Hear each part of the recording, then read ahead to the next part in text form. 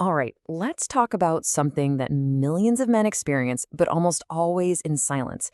It's this feeling of being cut off from your own emotions, like there's some kind of wall between you and what you're supposed to be feeling.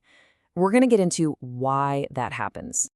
You ever been in a situation where you know you should feel something big, joy at a wedding or sadness at a funeral, but all you feel is nothing? Just this kind of static, of functional numbness? If that sounds even a little bit familiar, trust me, you are not alone. And there's a real reason for it. So this feeling, it isn't just some vague mood you're in. It's actually a recognized psychological concept. And giving it a name, well, that's always the first step to actually understanding what's going on under the hood. The clinical term is alexithymia. It sounds kind of intimidating, I know, but it literally just breaks down from Greek, a for no, lexis for word, and thymos for emotion. No words for emotions. It's just this real difficulty in figuring out and then saying what's going on inside you. Now, here's where it gets really interesting. For a lot of guys, this isn't some clinical disorder. It's actually a learned behavior. Researchers even have a specific term for it, normative male alexithymia. And that word normative is key. It suggests this emotional disconnect is a super common, almost expected part of how many boys are raised. So how does that programming even work? Well, it starts early. It's all about the cultural programming that teaches boys what it means to be a man. You know the archetype, right? The rock, strong, silent, completely unflappable. That ideal doesn't just pop out of nowhere. It's forged. Think about it. From a really young age, boys get the message, sometimes said out loud, sometimes not. Don't cry. Tough it out. Be strong. So feelings like sadness or fear get labeled as vulnerable, bad, and they get shoved down. Meanwhile, that stoic, emotionless vibe gets rewarded. And all that conditioning leads to this huge misunderstanding of how our emotions actually work. We start to believe in this idea of selective numbing. We think we can build this kind of dam inside us that only holds back the bad feelings like fear and sadness, but, lets all the good stuff like joy and excitement just flow right through.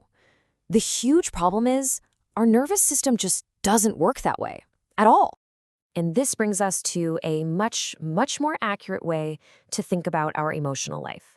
So instead of a bunch of selective filters, I want you to picture it as just one single valve. Okay, here's the deal with that valve. When you crank it down to try and numb your fear, you are, by default, also cranking down your ability to feel joy. When you try to block out sadness, you're also blocking out excitement. You just can't pick and choose. Numbing the bad stuff inevitably always means numbing the good stuff too. And the result of that valve being turned down way too far, well, there's a clinical term for that too. It's called anhedonia, a lack of pleasure. It's the direct fallout. Life just loses its color. The highs aren't as high, the world just becomes kind of flat, gray, and muted. And believe me, the costs do not stop there. Because all those emotions you've been trying so hard to suppress, yeah, they don't just vanish into thin air. Energy is never destroyed, it just changes form. And unprocessed emotion, well, that's a really powerful kind of energy. So if they're not being felt and processed in your mind, where do they end up going? I mean, they have to find an outlet somewhere, right? And so often that outlet is our own body or our behaviors. This is like the perfect example of the mind-body connection. That unprocessed emotional stress can show up as very real, very physical problems. We're talking chronic back pain, ulcers, high blood pressure, even really serious heart issues have all been linked to shoving down emotions. It's like they say, the body keeps the score. And those emotions can also kind of leak out sideways into the things we do. This can look like using substances to keep the numbness going, or it's seeking out intense situations like reckless driving just to feel something, anything, or maybe just burying yourself in work to avoid that quiet moment where the feelings might start to creep in.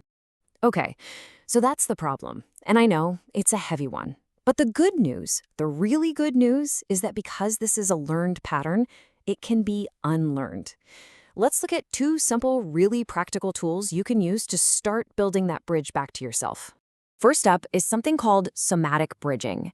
And since your body's already talking, you might as well start listening to it. So instead of trying to name the emotion, which can be hard, just name the physical feeling, like, I feel a tightness in my chest, or there's this heat in my stomach. You use these physical sensations as a bridge, like a clue to what the underlying emotion might be. The second one is the if technique. This is a great way to bypass that mental block of, I don't know what I feel. You just make it hypothetical. Ask yourself, if a character in a movie was in my exact situation right now, what might they be feeling? That little bit of distance can unlock insights that your own brain was trying to block.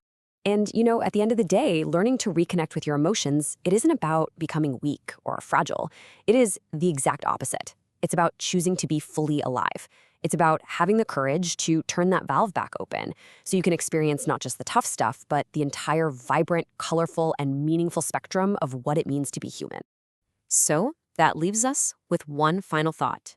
If alexithymia means no words for emotions, then the way forward is all about learning a new vocabulary.